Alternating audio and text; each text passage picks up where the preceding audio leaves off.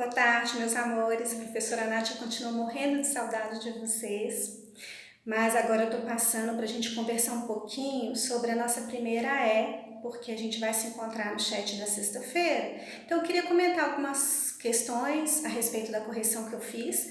E antes de qualquer coisa, já gostaria de parabenizar vocês pelo capricho, zelo com que vocês fizeram a prova e vocês deram respostas que eu achei lindas. Eu fiz até algumas observações para que depois a gente possa ler, né, para compartilhar com outros colegas, principalmente questão da estruturação. Eu continuei da mesma maneira exigente na correção, não só porque ela foi feita através do computador, né? Porque eu sinto essa dificuldade de não poder cobrar a letrinha de vocês, né? A fotografia tá legal e tal, a letra, melhor o S, melhor o R, mas isso foi circunstancial. Não vamos deixar afrouxar isso, tanto que eu vou começar a postar as matérias para vocês para o segundo trimestre e eu tô pensando até em fazer um combinado já com vocês, vou adiantar aqui, de nós irmos copiando no caderno. Eu acho que eu própria vou mandar para vocês fotos, slides de matéria copiada. Por quê? Já falei com vocês, volto a insistir, nós precisamos caprichar, praticar a escrita. A nossa coordenação motora, ela precisa ser treinada o tempo todo. E uma das formas de nós ficarmos com a nossa mão mais firme, né, é justamente essa prática de manuscrever. E a gente acaba aqui com essa modernidade, ficando muito focado em computador, notebook, laptop, etc e tal, e perde um pouco desse cuidado que a gente tem que manter com a língua escrita, né? Então vamos lá, vou colocar os óculos porque vocês sabem que eu tenho certa dificuldade. Então vamos. A primeira questão da prova foi super fácil, né? Uma fábula, só que ao invés de nós trabalharmos somente as fábulas através do Esopo, a gente sabe que são narrativas universais, né? Com o passar do tempo as pessoas vão contando, recontando, e eu achei curioso nós sabermos que Monteiro Lobato também adaptou muitas das fábulas de Esopo, por isso eu escolhi para vocês essa adaptação de Lobato, intitulada O Velho, o Menino e a Mulinha. A primeira questão, as primeiras questões que são objetivas, de modo geral, vocês se saíram muito bem, mas eu vou comentar rapidamente cada uma delas. A questão 1, letra A única alternativa que pode ser comprovada pelo texto, e essa alternativa ela era muito tranquila, é bom a gente comentar também um pouquinho isso. Nas questões objetivas, normalmente a gente fala que tem uma questão malícia. A gente fica entre duas questões que são mais próximas, mas a gente tem que optar sempre por uma. Então, às vezes tem uma pegadinha, uma vírgula, uma palavrinha que vão fazer com que uma seja verdadeira e a outra seja falsa. As outras duas estão ali mais para enfeitar, né? Não estão certas de jeito nenhum. Mas ainda assim pode causar alguma dúvida. Então, eu vou comentar e se persistirem dúvidas, a gente faz discutindo no chat da sexta-feira. A número 1. A única alternativa que pode ser comprovada pelo texto. A razão e a consciência nos permitem saber a retidão e a conveniência dos nossos atos. Retidão, agir de maneira reta, correta. Por isso que eu digo que vocês podem usar o dicionário o tempo inteiro, né? Para a gente ampliar o nosso vocabulário. As outras não tem condição de ser certas de jeito nenhum. Por quê? Como não pode agradar a todo mundo, que cada um faça o que é bem entender. Se eu fizer o que eu bem entender, eu posso estar agindo contra a ética, contra a moral, isso não é correto. Quem faz o que bem entende paga as consequências da sua escolha mal feita muitas vezes, né? A outra opção, as nossas ações, embora tenhamos boas intenções, são sempre absurdas e ridículas? Lógico que não, estaria sendo preconceituosa se eu achasse que qualquer ação que eu cometa seja absurda e ridícula. Na opinião dos jovens, o velho e o menino deveriam estar montados na mulinha. Não foram os jovens. Relendo o texto, a gente vai ver que não foram eles que fizeram essa observação. A B, releia o trecho. E o mundo que se fomente. Na língua popular, que se dane, que se faça o que se quiser, né? Então, no contexto, essa passagem indica que Pedrinho, personagem da fábula, ele quer viver de acordo com sua consciência. Todos os textos, as fábulas, normalmente elas querem nos dar uma moral, uma ideia positiva para a gente aplicar na nossa realidade, na nossa vida, para nós vivermos melhor, né? Então é justamente isso. Ele vai agir de acordo com a consciência dele, não vai ficar preocupado com aquilo que as pessoas pensam ou deixam de pensar a respeito da conduta dele. Se a conduta dele, para ele, estiver correta, ele vai manter isso. É o que a gente deve fazer, né? Procurar de acordo com nossa consciência, ter uma conduta correta e fazer valer o nosso pensamento, o nosso sentimento, a nossa vontade. A C está falando uma coisa muito simples, né? Que a linguagem do texto, a gente não tem dificuldade de entender, ela é bem simples. Mas existem expressões aí que a gente brinca que estão em desuso, falta de uso, porque são arcaicas, são antigas, não estão no nosso vocabulário mais moderno. Então era só para marcar isso, que é a última. Olha, trempe de 3 burros. Trempe hoje a gente conhece como trempe de fogão, né? Mas não como um conjunto de pessoas. Tríade, 3 pessoas andando com o burro. As outras são muito fáceis, estão no nosso cotidiano o tempo inteiro. A letra D, aquela fita que vimos no cinema da cidade, tem um título muito sábio. Aí era questão de contar. Eu me lembro que teve um aluno que até me fez uma pergunta, professora, lá na hora da prova, isso é uma locução adjetiva ou não? Eu não podia dizer isso, porque se eu falar que é uma locução adjetiva, tem adjetivo, percebe? Então a gente não pode dar bizu de prova durante a prova. Mas depois fica facilzinho, se vocês tiverem dúvida, fita, substantivo, cinema, substantivo, cidade, título, substantivo. O adjetivo é a palavra sábio, que caracteriza título, título sábio. Então, creio que está tranquilo. A questão 2, ela era de opinião pessoal, né? Que era para criar uma moral para a fábula que a gente leu. A gente viu isso em sala de aula, várias possibilidades de criar moral. Teve um aluno que eu amei, que pegou provérbio, que casava com o que leu ali, com o título. Não adianta eu querer também inventar uma coisa totalmente aleatória, porque existe um contexto que eu tenho que observar. Então, eu não podia aceitar. A questão do VUF também estava super tranquilo, que era para a gente ainda, em função do texto, comentar, né? Então, a primeira delas. Ao começar a ler o texto, percebemos que alguém vai nos contar uma história. Temos indício, então, de uma narrativa. Sim, porque a gente tem como primeiro período do texto. O velho chamou o filho e disse, iniciando um discurso direto. Daí você já sabe que vai haver uma conversa, se tem uma indagação, vai ter que ter uma resposta, e aí o discurso direto vai acontecer, né? Assim tapo a boca do mundo, a palavra foi empregada no sentido figurado, a palavra boca que está em negrito. Sim, boca do mundo, a boca do túnel também é sentido figurado. Agora, eu fechei a minha boca, é o sentido literal, não é isso? Então vamos aproveitar, na sala de aula a gente faz caras e bocas, aqui também eu não vou resistir, vou fazer, né? Então tapar a boca do mundo é o sentido figurado, predomínio da linguagem, como a gente já conversou sobre isso, conotativo. E Zé Biriba não era funcionário do Correio. No texto a gente lê claramente que ele era estafeta do Correio. Na dúvida era só procurar no dicionário o que isso significa, né? Portanto, ele era funcionário. Depois, o título do filme a que se refere Dona Benta faz sentido isoladamente somente para quem conhece o verso de Shakespeare. Não, o verso de Shakespeare diz: "Sê fiel a ti mesmo". Dependente ou não de se conhecer, a expressão ela é interpretada por qualquer um de nós, não é isso?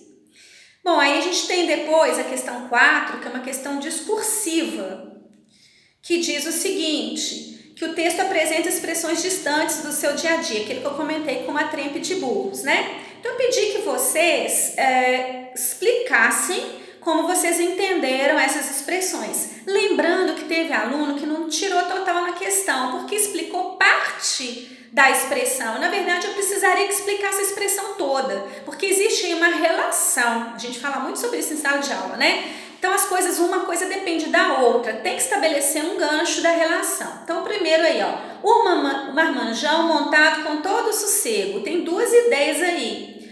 O marmanjão era o pai do garoto, era o velho, só para lembrar uma expressão também que hoje não é muito conhecida, né? Como marmanjo, uma pessoa que tem um sentido meio pejorativo, mais velha e meio preguiçosa, meio assim folgada, né? Tem essa conotação pejorativa. Mas seria para dizer que o pai do menino, ou o velho, estava folgado, montado em cima da mula. Então, às vezes, as pessoas não trocaram com todo o sossego. É importante a gente analisar e fazer essas transcrições, esses comentários, sempre em função de um contexto.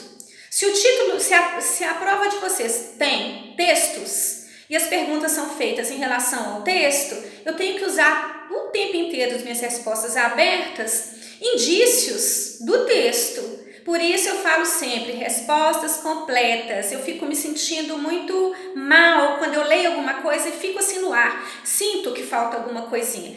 É até uma coisa positiva da prova ter sido corrigida através do computador. Por quê? Dá um exemplo. Se a questão vale 2 scores, são 2 ideias.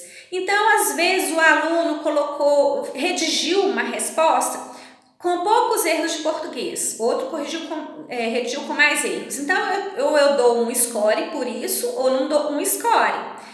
Dessa maneira aqui, o que eu pude fazer? Eu fiz uma comparação maior, até porque a gente foi corrigindo as questões de todas as turmas sequencialmente. Então fica bem fresquinho na cabeça da gente o que eu já li, o que eu respondi dessa questão e tal, o que o aluno respondeu e a questão, como eu avaliei. Então eu pude dar, por exemplo, a questão valendo 2, 1,6, 1,7, 1,8, ao invés de dar um score por resposta mal redigida e tirar 1 por erro de português. Deu para fazer uma média mais justa para aquelas pessoas que sempre respondem de modo completo, como eu gosto e é necessário, principalmente a disciplina de língua portuguesa, né?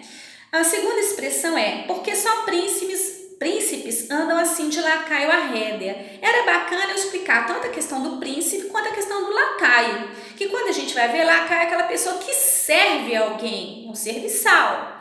E o príncipe é uma pessoa que denota uma importância. Teve alunos que colocaram justamente isso, a questão nobiliárquica, né, do grau de nobreza e tal.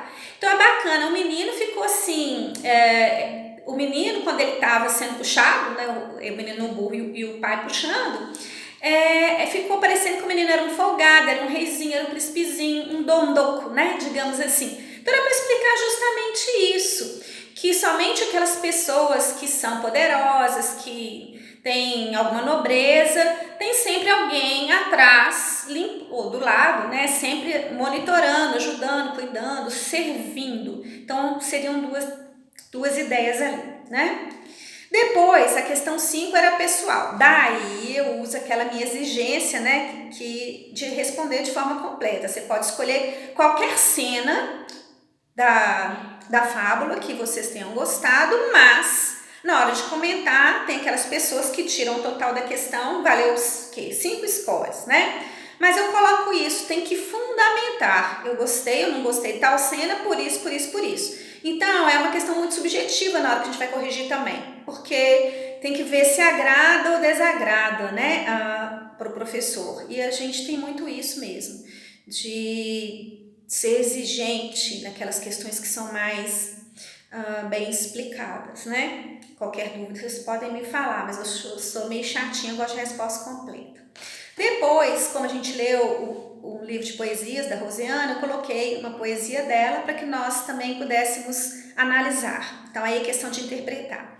Já havia falado com vocês e reitero, não tem dificuldade em interpretar a poesia. Todo texto tem o mesmo nível de interpretação, de entendimento. Por quê? Todo texto a gente tem as pistas textuais que a gente tem que seguir. Então não importa se é poesia, porque esse negócio de falar, não entendo poesia é difícil de interpretar. Não é, porque ela é escrita, ela tem os elementos, as pistas que eu vou estrategicamente elaborando, fazendo inferências, percebendo se aquilo cabe, se não cabe, porque elas não são inventadas.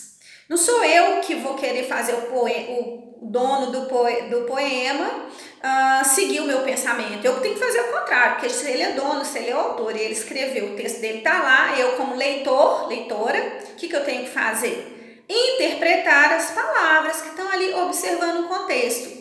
Esse contexto vai desde o título, o veículo de comunicação, onde está publicado aquilo, o próprio poeta, que se for uma pessoa conhecida, a gente já conhece mais ou menos qual que é o estilo dele. Então nada mais é do que um texto para interpretar, nós já temos feito isso com frequência, né?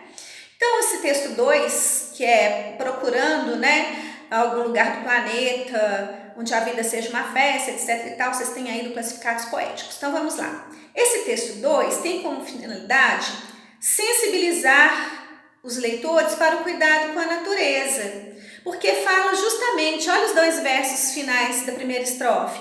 Deixe em paz as árvores na floresta. Então aí responde super bem.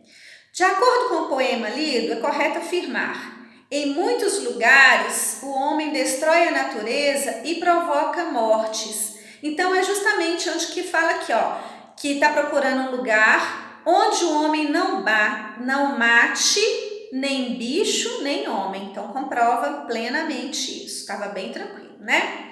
E relacionando os dois textos, tanto a fábula quanto o poema, o que a gente pode inferir, deduzir, perceber? Que a nossa razão e nossa consciência pode ajudar o mundo, né? Porque se todas as pessoas no planeta fizessem o que se procura nesse poema aqui, né? De não destruir, de não matar, de não vilipendiar as pessoas, de que se tenha, todas as pessoas tenham no rosto um olhar de criança, fazendo uma alusão à pureza das crianças, à sensibilidade delas. Então, é uma inferência perfeita que a gente tem aí, né? Que a nossa razão e a nossa consciência podem ajudar o mundo. Depois, eu coloquei para que vocês produzissem classificado poético, porque na sala de aula vocês fizeram aquele, tá lá no nosso varalzinho, que eu tô morrendo de pena de tirar, tá lindo de viver, né? Então, o que eu exigi aí? Estava até escrito para vocês, eu dei a grade de correção, o verbo de comando, porque no classificado poético você pode vender, procurar, alugar, emprestar, doar, etc e tal. Então, um score foi para esse verbo. Conteúdo é subjetivo, às vezes eu leio e me agrada mais um do que o outro, às vezes eu percebo que as informações estão muito desconexas, não tem uma mensagem, então não consigo aceitar. O tema também teve gente que fugiu ao tema, o tema era da fidelidade, porque eu pedi novamente que se usasse a ideia de Shakespeare, né, que foi comentada lá na fábula de ser fiel a ti mesmo.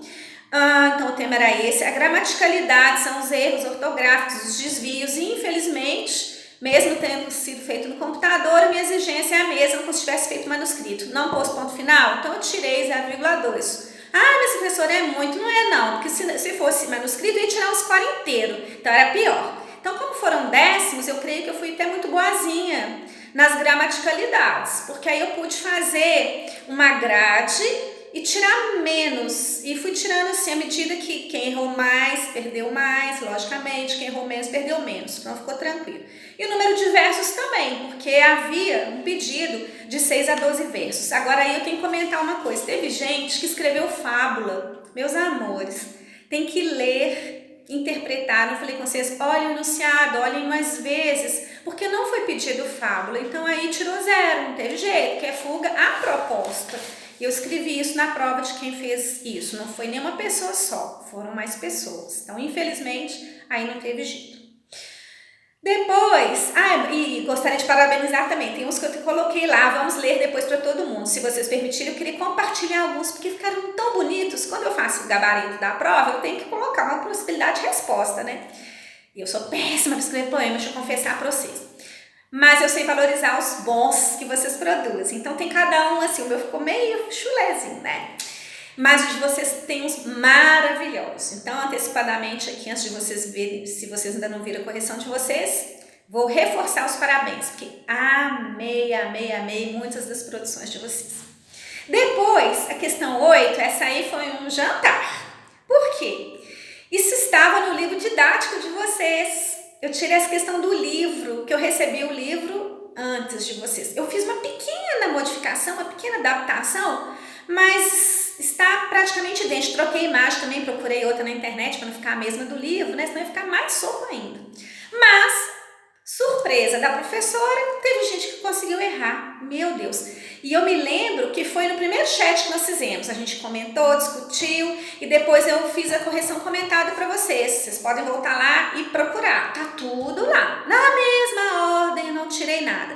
E de vez em quando eu vou fazer isso também, para provar isso para vocês. Que tem gente que não está estudando. E aí vai puxão de orelha para quem está fazendo isso, quem está errando, né? Porque se já fez, já viu, teve oportunidade de depois fazer perguntas e não, estava tão fácil que era só ler. Então, vou passar bem rápido nessas daí, ó.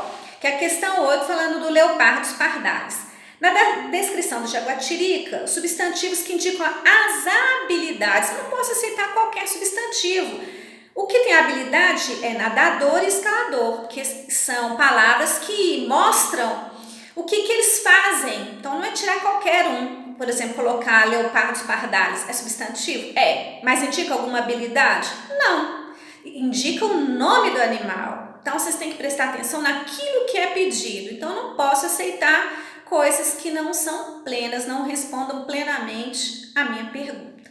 Depois, os substantivos que fazem referência ao sexo do animal. Então, tem um direcionamento aí. Sexo são as palavras macho e fêmea, que a gente usa nos substantivos epicenos, né? Para designar a fêmea da cobra, o macho da cobra. Quando não tem uma palavra específica, né? Não é um substantivo biforme, então a gente lança a mão das palavras macho ou fêmea para indicar o sexo. Então, era só para escolher essas duas palavrinhas aí. Um escolhe para cada uma, sem explicar, sem nada. Transcreva. Transcrever é copiar.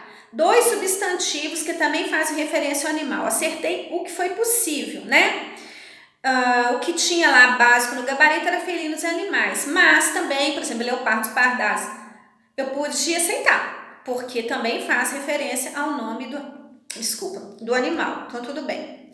Na questão 9, eu fui severa na seguinte maneira. Porque a gente viu que o substantivo e o adjetivo, eles tem um processo de concordância, de gênero, número, não é isso? E eles têm relação com o outro. Então, o que acontece? Eu pedi para vocês darem quaisquer adjetivos, 2, para a palavra jaguatirica. Aí tem gente que colocou assim, bonitos. Não sei se eu falo jaguatirica bonitos, então tive que descontar. Porque é um substantivo feminino singular. Da mesma maneira, o adjetivo tem que ser o quê? Feminino singular. Então, aí é questão da desatenção, né? Que eu, então, penalizei. Vocês observem lá, cada caso é um caso.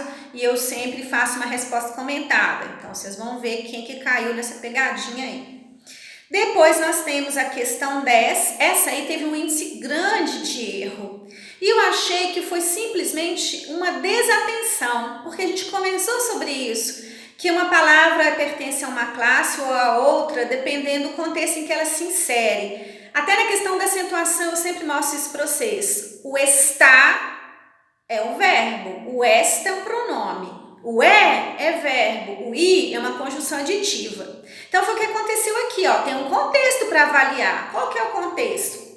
Talvez seja prudente que o proprietário do imóvel desconfie que ele não é tão imóvel, tão parado quando pensa ser. Proprietário do imóvel, proprietário da casa, de mais o, contração do imóvel, o imóvel. Então, eu tenho um artigo, o, e tenho imóvel, que é substantivo, lembra? Para saber se uma palavra é substantivo ou não, o que eu faço? Anteponho um determinante qualquer, um artigo, um excelente determinante para mostrar se é substantivo ou não. Jarro, o jarro, lâmpada, a lâmpada, câmera, a câmera. Então, por aí a gente vê que é fácil, né?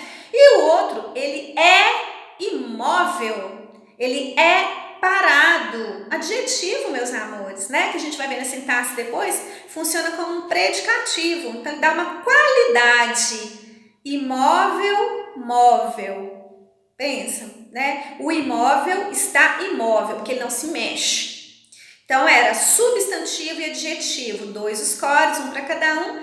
Quem inverteu a ordem, adjetivo e substantivo, também não podia aceitar. Logicamente que tem que ser na sequência. Estava escrito lá, ó, as palavras são respectivamente, primeiro uma, depois a outra, não pode alterar. Depois, muito fácil a questão 11. Uma fábula tirada do livro que nós lemos nessa etapa, tal qual está lá, bem curtinha, chamada Raposa e o Corvo. Aí eu pedi pra gente, como a gente estudou pontuação, né? Explicar a função dos pontos de exclamação. 2 scores para resposta completa. Lembra? Tópico frasal. Tem muita gente que vai brigar comigo aí porque perdeu o ponto. Começando a resposta com que? Falamos 1000 vezes que não pode ser introduzido resposta. A gente não começa a resposta com preposição, com conjunção. É necessário tópico frasal. O leitor não tem que ficar toda hora voltando na pergunta para saber o que é que o aluno está respondendo ali, não. A resposta tem que ser sempre completa. O ponto de exclamação foi usado para indicar o entusiasmo da personagem. Tem respostas completíssimas que o aluno cita os personagens. O corvo, a raposa. Se tem o contexto, a resposta completa exige que eu passe pelo contexto. Então, quem colocou simplesmente emoção, eu acho que eu não aceitei tudo não, porque existe uma emoção específica que o contexto determina ali. Então, a gente tem que sempre voltar, reler e dar a resposta o mais completa possível. O que também facilitou um pouquinho para vocês é o fato de eu ter podido fazer uma média, né? Como eu já expliquei, que eu não precisei descontar o score integral, como eu iria descontar na prova manuscrita. Então, a pontuação variou aí entre 0,5 a 2. Então, ficou de bom tamanho. Acho que 0,0 mesmo não teve, não. Depois, justifique o uso do travessão. Aí também tive respostas maravilhosas. Em Bom dia, belo corvo. Introduz a fala da raposa. Teve aluno que colocou também a questão do discurso direto. A resposta ficou completíssima. Porque introduz fala de personagem e isso é usado no discurso direto. Então, ficou super completa a resposta. Depois também era para tirar dessa fábulazinha aí adjetivos que se relacionam aos substantivos, o índice de acerto elevado, era só voltar lá. As penas são lindas, a cabeça é elegante, o porte é belo e a voz é bonita. Podia inclusive se inspirar aí para colocar naquela questão, por isso que às vezes eu fazendo a prova eu posso voltar um pouquinho. Quem não sabia dar um adjetivo para Jaguatirica, tem sugestão aí, né? Pode inclusive usar um sinônimo para não ficar também repetindo, copiando a própria prova.